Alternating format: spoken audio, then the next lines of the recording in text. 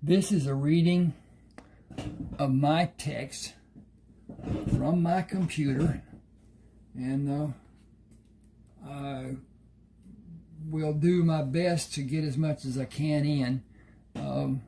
YouTube has a time limit on videos done, and I don't know how long it will be, so they may cut me off or whatever. At any rate, this is Buzzard Shields South. It is South because he was raised in the South, Lubbock, Texas, and then he went into service and built barracks for the Army Corps of Engineers. Then he was assigned to the 4-state area, Utah, Colorado, New Mexico, and Arizona, in doing surveys of the different areas, and especially the Indian reservations, and goes on from there. But anyway, this is far too long to be read because it is done in 3 parts. Buzzard Shields South, then Buzzard Shields America, which talks about his living out in that 4-state area. Then it goes to Alaska, where he mines gold with his nephew. His nephew is actually older than him, but they do their thing.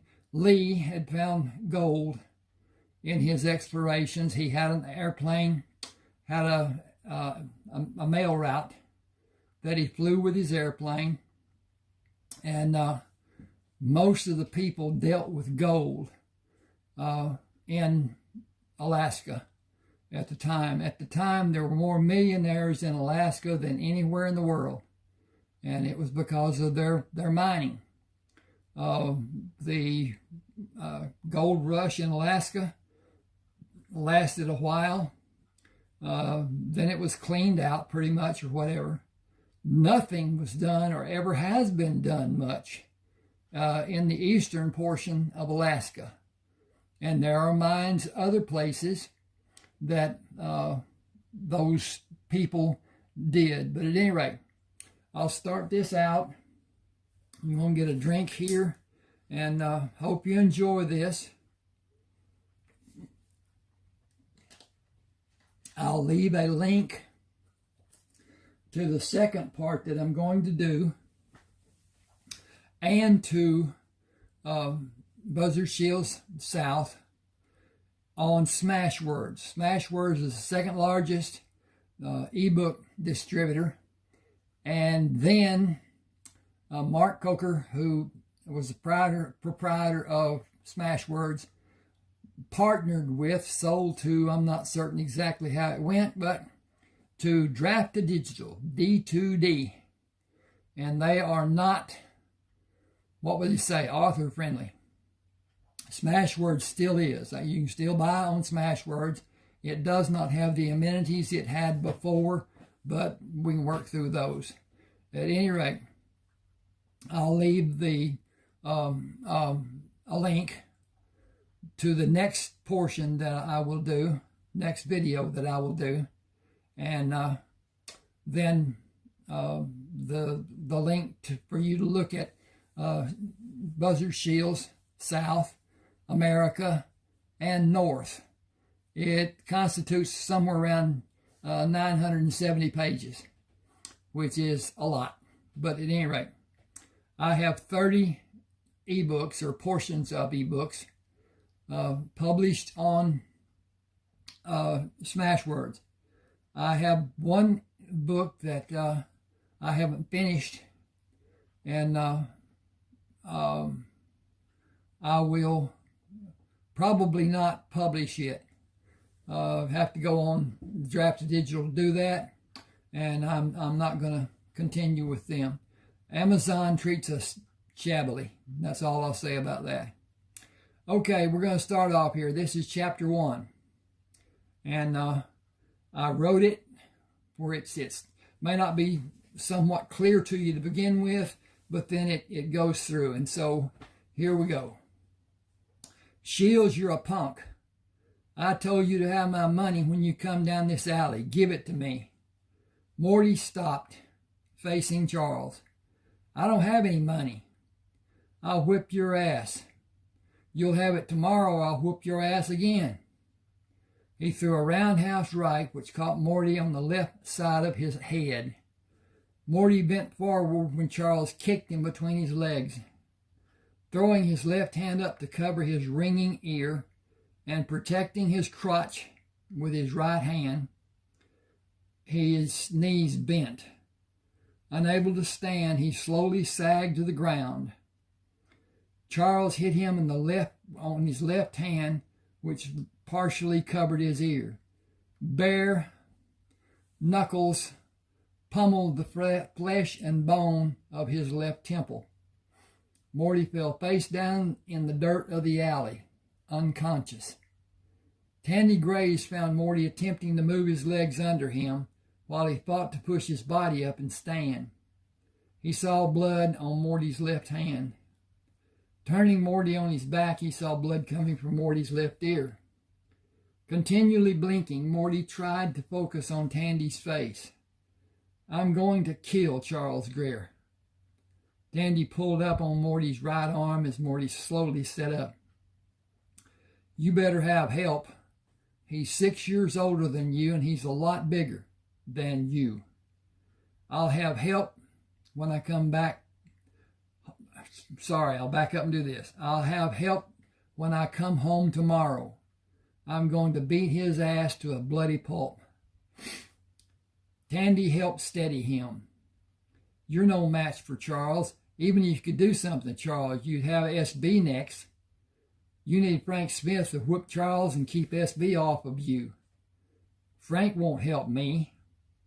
He hates SB so much, all you need to do is tell him where SB is and that he's bothering you. SB has always been good to me. Lois told him I was her boyfriend. It didn't do you any good with Charles. It won't help. It won't be any help with him tomorrow and the next day either. He will never quit. Charles is just mean. He's a bully. I'll cool his heels tomorrow, and I'll never go empty-handed again in this part of Lubbock. I'm going to the end of the alley and wash the blood off the park. I'm going to the end of the alley and wash the blood off in the park before I go home. Can you help me? Can you stand and can you see? You keep blinking. Is your eye hurt too? I'm getting to where I can see better. He about knocked me so silly I wonder if I was out. He's a coward and a bully. I'll fix his wagon if he's waiting on me tomorrow. I'll be ready for him and he will not know what happened to him. He bent over when he walked by the fence behind his house to avoid being seen by his mother. At the end of the alley, he looked both ways to cross the street and went into the park. He looked up at the slide to be certain someone was not coming down before he moved in front of it and went to the drinking fountain. Holding the edge of the fountain for stability, he stepped on the foot lever and put his face into the stream of water and drank 4 gulps. The swimming feeling in his head slowly subsided. Kenneth Greer came from the clubhouse and slowly walked toward him. Did you have a fight? Charles hit me. He doesn't like you. Hell, he doesn't like me. Louie told him if he beat me up again, she would tell Mama. Mama would beat his ass, and he knows it. Tell him to leave me alone, and he'll be sorry he didn't. I'm not going to tell him a damn thing and have him whoop my ass again. You can do anything you want to him. I don't care. What about SB? He don't care. You could probably kill Charles, and SB wouldn't give a shit. We would have one less mouth to feed. Frank Smith will whip SB's ass. Damn it, all to hell, don't tell Frank that SB did anything to you. I won't, but I'm going to beat Charles to a pulp. SB better leave me alone. You couldn't in a million years. He's twice as big as you. He'll always be too big for you. He better leave me alone. I'm not getting into it. Do whatever you want, but you better be ready to get your ass kicked. You try to fight him and you'll get him mad and you're going to be in deep shit. Don't go the same way you always go to get home. Go around. I tried that. He saw me and dragged me into the park and threatened me. I think the only reason he didn't do anything to me, he was afraid Frank or Jerry would see. Jerry would tear him a new ass. Phyllis could probably do it. Phyllis could. Nobody is dumb enough to lay a finger on her. She's my friend. Louie is your friend. Phyllis is my friend. Lois is my girlfriend. We kiss sometimes. She likes me to hug her. Better not get caught. We won't. Marty walked up Auburn Street with Kenneth until he turned to go to his house, then turned back to face Kenneth. Charles better leave me alone. That ain't my problem. It's yours. It'll be best for you to outrun him. I will not run from anybody. I'm going to beat hell out of Charles if he doesn't leave me alone. Fat chance of that ever happening. His mother shook the dust mop out, standing on the front porch. Clean up, mijo, and do your lessons. I don't bring schoolwork home. I get my work done in the classroom. We can't pay for the books I use. I leave them in my desk to protect them. If they get stolen, I ain't going to be able to pay for them. Your papa said to clean the backyard. Do not step where you cannot see, he said. I'll be careful. Can I have a glass of milk? Un poquito. No mucho leche. I'll get one of the jelly bars. It won't hold much. I'll get one of the jelly jars. It won't hold much. Sorry about that. I wish we could have all I want to drink. I need milk for my bones to be healthy and grow strong. Esos fuertes. Mama, speak English. I'm teach you, mijo. I know how to speak Spanish, but I can't use it. I'm the only one in the whole school that understands Spanish. The Spanish kids go to Elmore on Avenue A, close to Mackenzie Park. We've been there, where the prairie dogs live, remember? Annalise went with us. They barked at her when she barked at them. They funny. They bark at me, they bark at you, they bark at Annalise. They bark at everyone. I have not talked to your sister in so long. Alaska is so far away. She is 36 now. She was my baby until you. Soon she will be 37. I wish to see her and my grandson.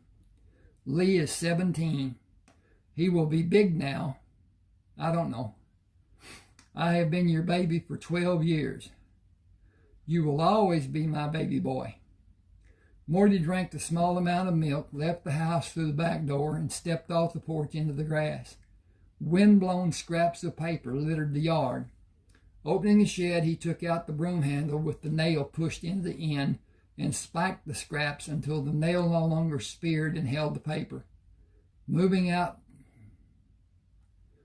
the gate to the refuse can, he lifted the lid, put the broom handle on the lid, held the lid down, and slowly moved the broom handle to pull the pieces of paper off the nail.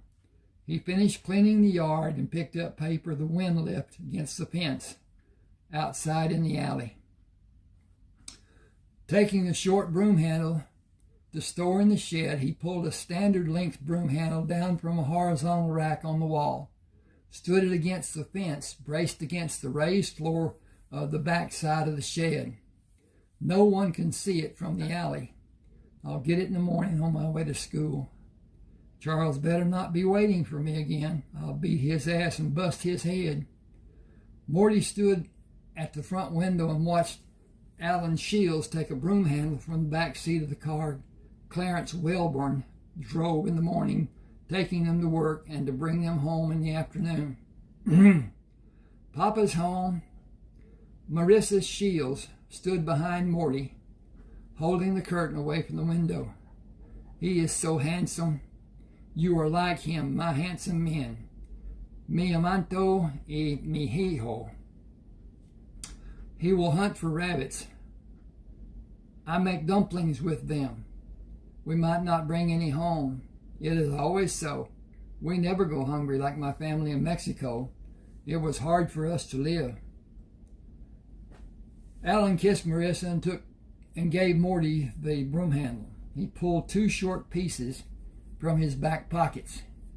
Put these in the shed too. They will play fight with them. We will play fight with them after we come back from hunting in the pasture.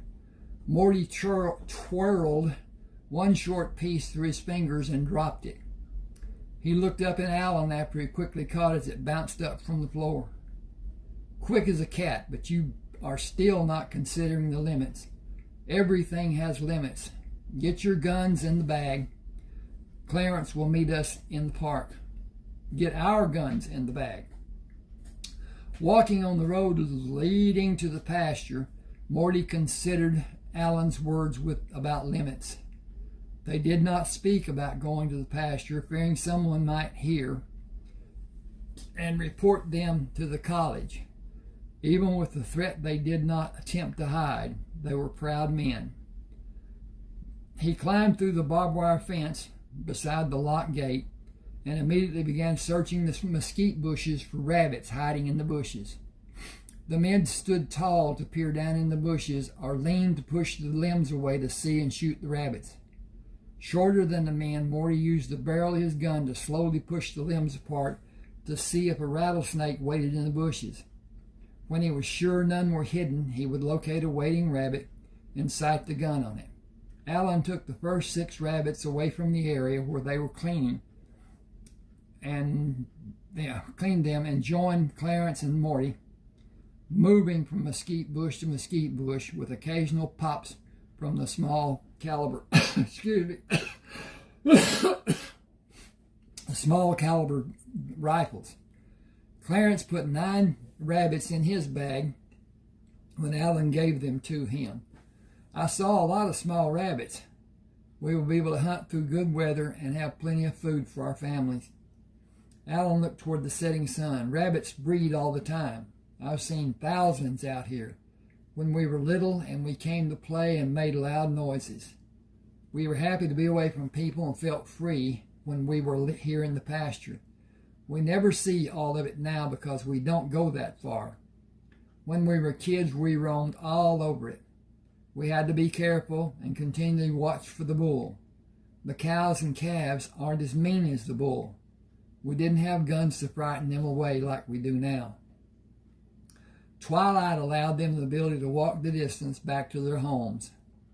The house Clarence and his family lived in was on Bates Street on the north side of the park. The sun will be up in the morning when I come to get you. Summer and long days will be here next month. We can hunt early in the morning and late in the afternoon. Good night. Alan and Morty continued through the park to Auburn Street and went to their house. Granny Bess Richardson, who lived next to their house, came out on the raised porch and waved her hand. Morty held the back legs of 2 rabbits and took them to her. Thank you, Morty. She waved at Alan. Tell Marissa I said hello, okay? Yes, ma'am. He moved down the steps and hurried to join Alan, carrying the gun with the muzzle pointed down. We will give the rabbits to Mama and go out back. Have you been practicing the new moves I taught you using the broom handle as a weapon? You said it was for me to learn to do a dance. It can be useful to accomplish many things. It was for you to exercise in a different way that I first started instructing you. We have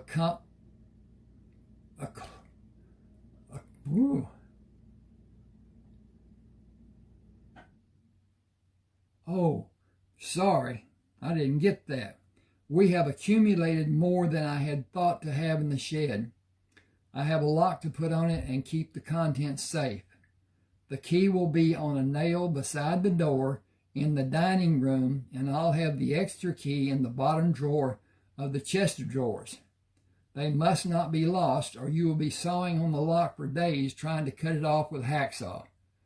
Open the lock, put the key back in the nail, on the nail. Before you do anything else, keep it safe. Close the lock when you're finished using the tools inside the shed. Remind me and Mama that the shed is locked and the key is safe, okay? Marty grinned. Alan gave the hunting bag to Marissa. The rabbits are thick this year. We'll be okay, I think. Times are hard all over the world. I'll spend time with Neil. Call us before time to wash for dinner. Kissing her, he took the lock and key from the nail and led Morty outside. Remember to keep your balance. You cannot do anything if you're not in control of your movements and your body. Opening the shed, he looked at the broom handles on the left wall. The new broom handle isn't here. We need it to go on with your training. Did you do something with it? I'm going to use it tomorrow.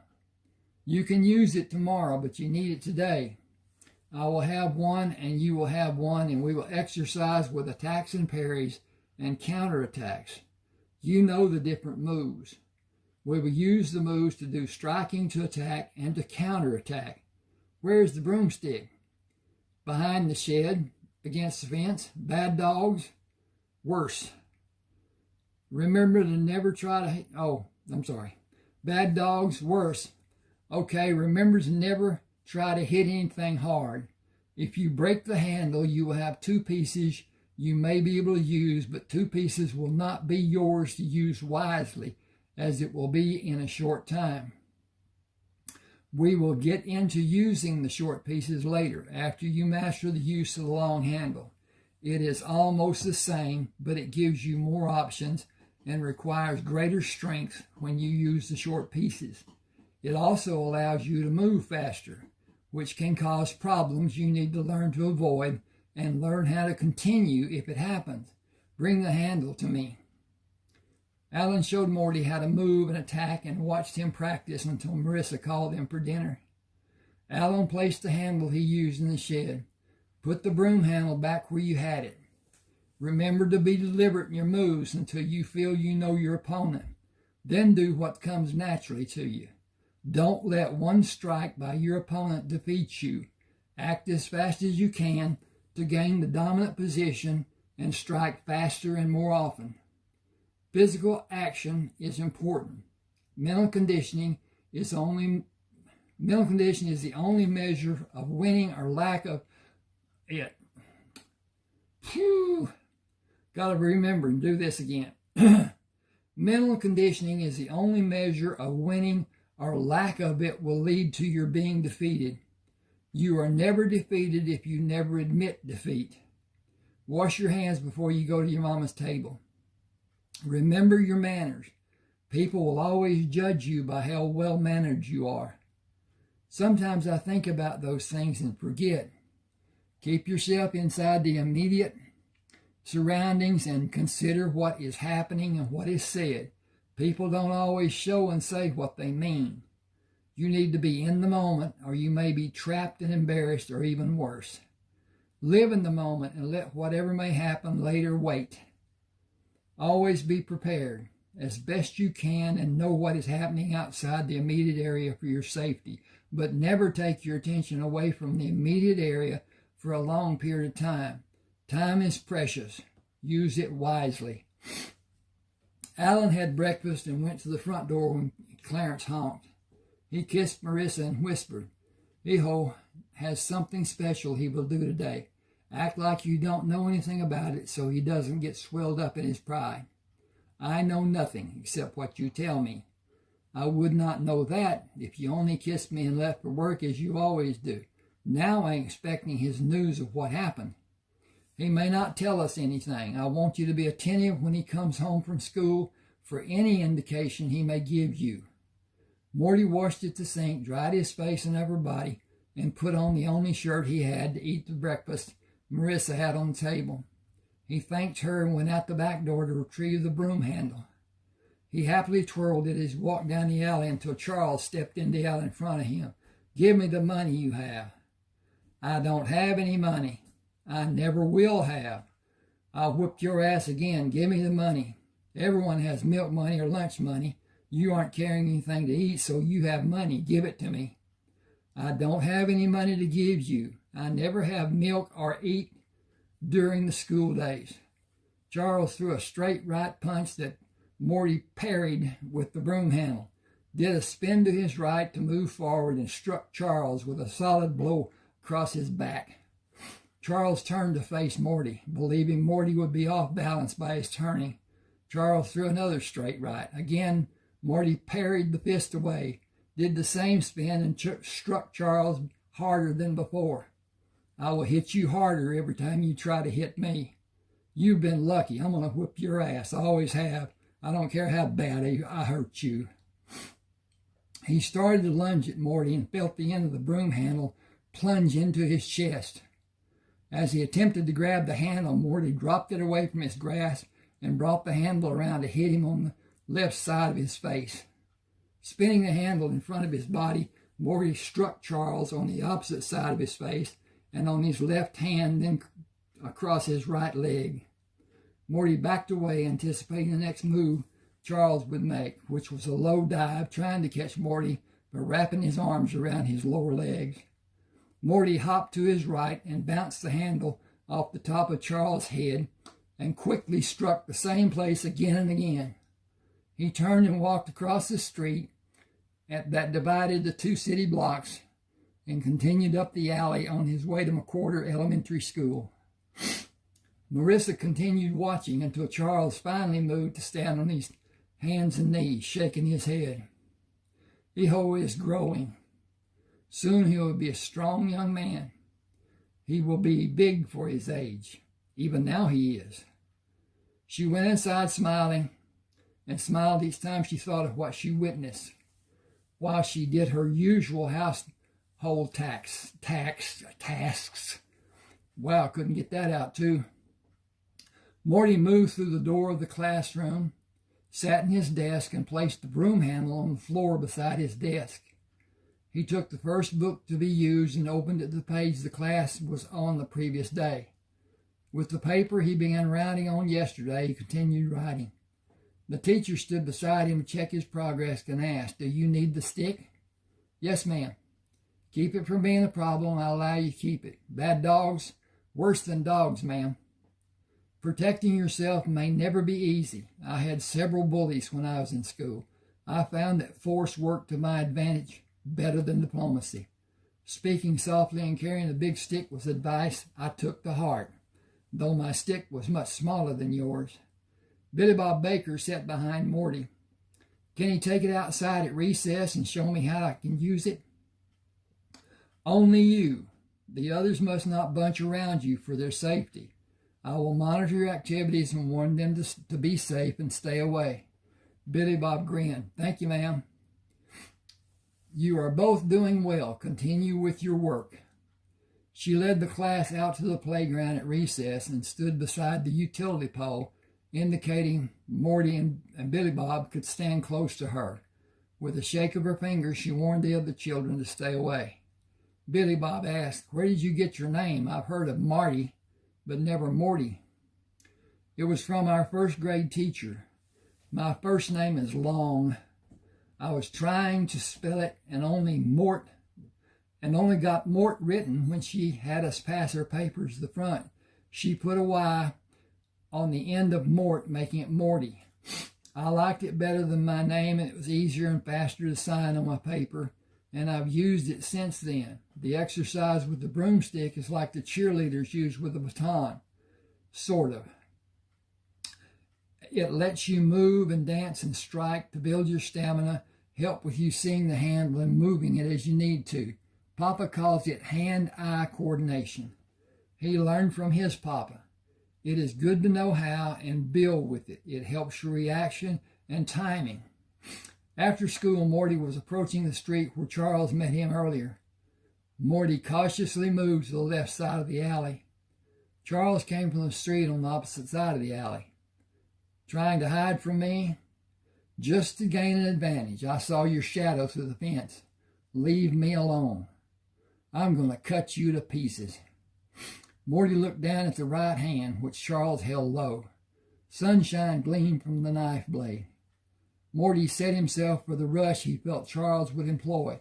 As he bent to rush, Morty stepped forward and thrust the handle below Charles' throat, spun around and cracked Charles on his left temple, then brought the handle up and under Charles' right wrist, breaking the end of the handle and sending the knife flying through the fence. He reversed the handle, had his grip near the splintered end, and struck Charles over his left eye, then moved into the street and waited for Charles to attack. As he anticipated, Charles crouched and charged, attempting to grab Morty's legs. Morty spun away and hit Charles across the back of his head, breaking the rounded end of the handle. He held the handle up and examined the broken ends. Papa will not be happy. I broke the handle on both ends.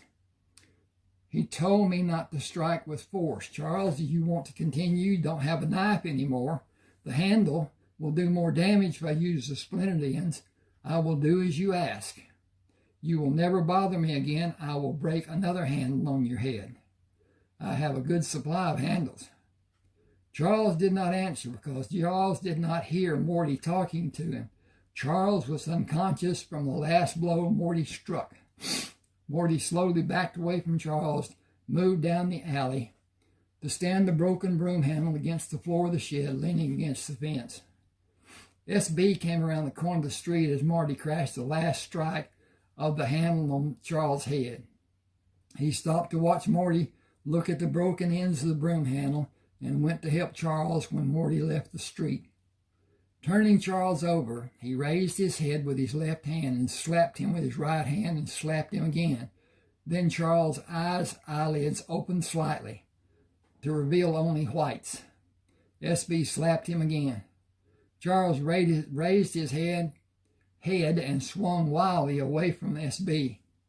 SB released the hold he had on his brother's head and stood up. You better leave that kid alone before he kills you. I told you earlier today, and I'm telling you now. I will not tell you again. If you want to act like a fool, go ahead. Who do you think has money to pay your doctor's bills? Nobody. I'm going to kill him. How many times have you tried and failed today?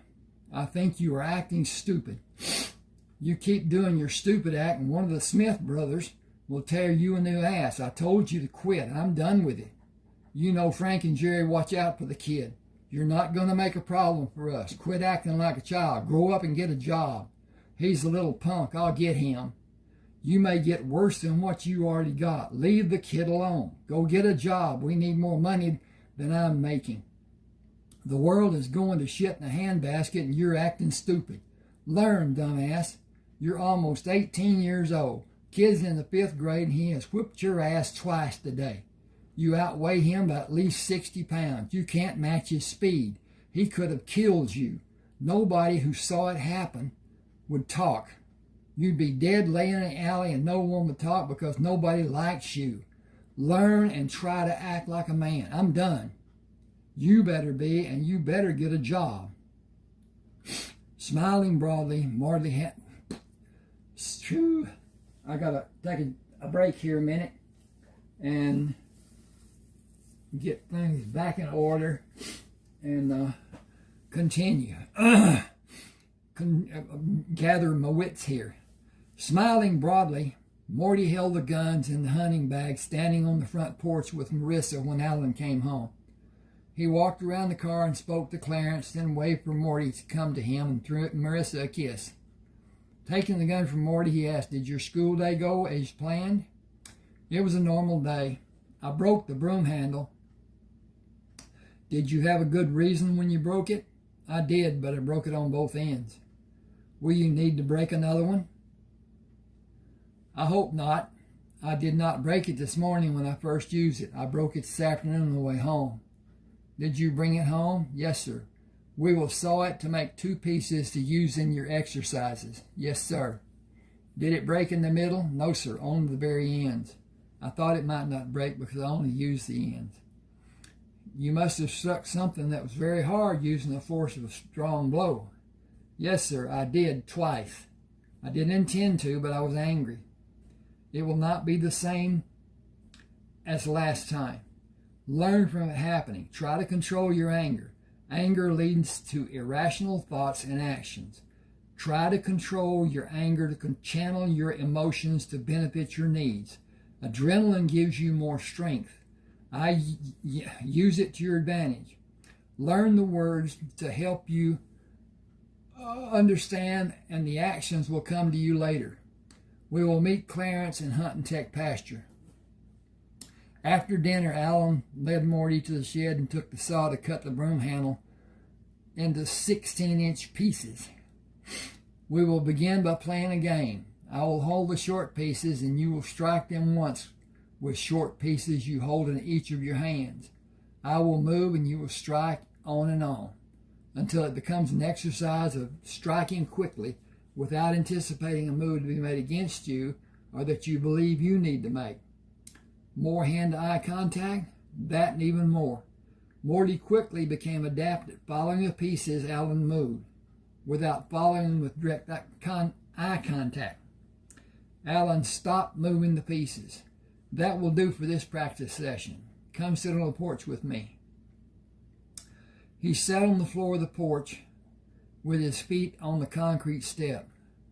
You know I am a believer. Yes, sir. Burial expenses are outrageous. The county will bury me and Mama, but only half will be paid. You will be charged for the other half.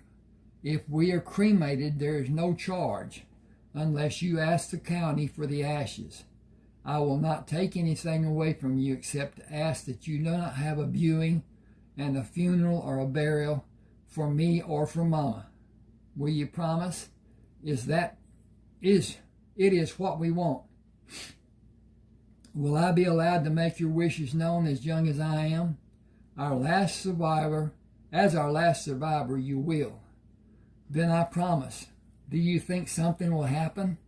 Those that are supposed to know predict hard times to be coming. I don't know where they have been living to think we aren't already having a hard time. The rabbits are letting us eat well, or we will be having vegetable soup every meal. If something does happen to me and Mama, join the military. You're big for your age and you already passed for 15. In a year, you will be able to convince someone you're 16 and you can join the Army. The Navy and the Air Force will look at you more than the Army will to determine your age. You can do carpenter work. It is needed because the services are rebuilding. You must always have a plan to use. Look for the best way out of your predicament. It may not be the most enticing choice, but follow your instincts. Do you have something wrong with you? You're scaring me. None of us know how long we have. My blood pressure is abnormally high and I need medication we can't afford. I'm taking aspirin to help. You should not be afraid. You should be prepared. I know it is not easy, but you will be the only help Mama has here if something happens to me. Life is not easy. It certainly isn't fair, but we live longer lives than most animals. We must be thankful for the time we have and the people who love us and take care of us. Morty decided to stand the broom handle in the same position against the fence in case Charles tried again. He would trust his legs and speed to get to the handle in time to ward off Charles. I'm trying to get my foot moved out of here and I'm not having much luck. Oh, he was never again stopped while going to school or coming home. Okay. Okay, we're at 38 minutes. Alan continued training Morty until 3 weeks before Morty's 14th birthday, when Alan suffered a massive stroke and died at work. Marissa had his body cremated as he told her he wanted to be done. When I'm gone and it's done and over, all the tears in the world will not do anyone any good. Life goes on. Let it and live it. Say goodbye and go in the bedroom to have time to be ready for the next day and do what you need to do to keep living. Make Mijo do the same thing. Hijo. Hijo. Anyway, Clarence came to the house to tell Marissa how he died, and the next morning took Morty to Blasington cabinet shop to work as an apprentice carpenter. He was promoted to carpenter the 21st of August, 1925, when he celebrated his 14th birthday. Norma Blasington brought Morty a cake sprinkled with sawdust. It isn't ruined, just scrape the extra frosting off the top. Happy birthday. Happy 16th birthday. 16th birthday. You've been made a good addition to my shop. Alan was a master carpenter and a good man. With you following his footsteps would make him proud. Marissa bought a foot pedal activated washing machine to do washing for working women. I'm going to stop here and talk about this washing machine. It had a foot pedal that you stepped on, pushed down, let up, pushed down, let up, and it made the inner barrel move like a normal washing machine will, but it didn't oscillate. And Mother had one. It had a wringer on it that you took the clothes out of the washing machine, run it through the wringer, then put it through a wash tub of some sort, and got the soap out of it, ran it through the wringer again until it was free of water and the soap was gone from it. She used that until we left Lubbock when I was 14 years old and went to East Texas to stay with my grandmother and my aunt and uncle. At any rate, it's enough of that. Okay. Marissa bought a foot pedal activated washing machine to do washing for working women. Clarence took Morty to Robert's Auto Repair, where they were employed. Oops, I missed that. Didn't get it to move. As assistant auto mechanics from 5:30 until 11 at night, 7 nights each week. Christmas Eve of 1925, Clarence stopped the car at the intersection of College Avenue and 4th Street. Working at Blassington's from 15 to 7 until 5:15 and Roberts from 5:30 until 11, we make $6.75 a week. If we get up at 5 and drive to the back side of the pasture, park and lock the car and get rabbits for dinner, I think we'll be okay. I'm making more than I was. You're the next man up for crew leader when the outside work starts. You'll have a raise and you'll need a car. Get one you can depend on. A cheap car that gives you problems is just a cheap car that gives you problems. It isn't worth what you might save. So get a good car and make certain the tires will last a long time. Look for one with a clean engine compartment. Don't go to a dealer. They clean up cars and you can't tell if it was using oil or leaking anywhere. You can carry 5 guys to work if you have them gather at a street corner and don't drive all over town to pick them up. That will give you a little extra cash, 25 cents a week from each of them.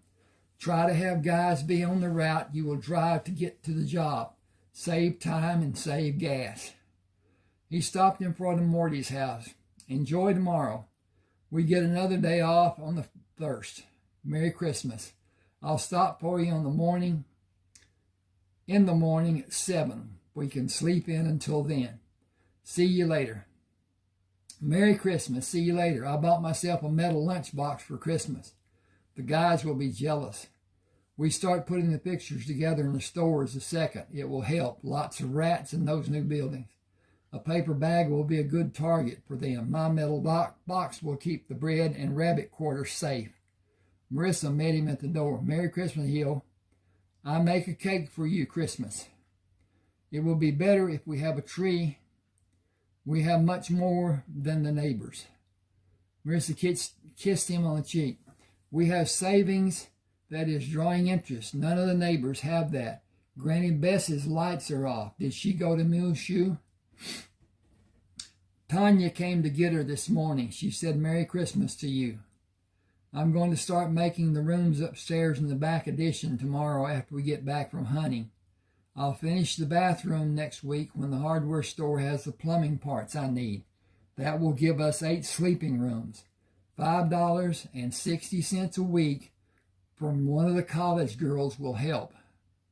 They eating breakfast and dinner will help more, and I'll wash the clothes for them and get money for cooking and washing. A house behind would be nice to have for more girls. Boys will not keep the rooms clean. I clean the bathroom for them. I kick their butt out if they're puerco.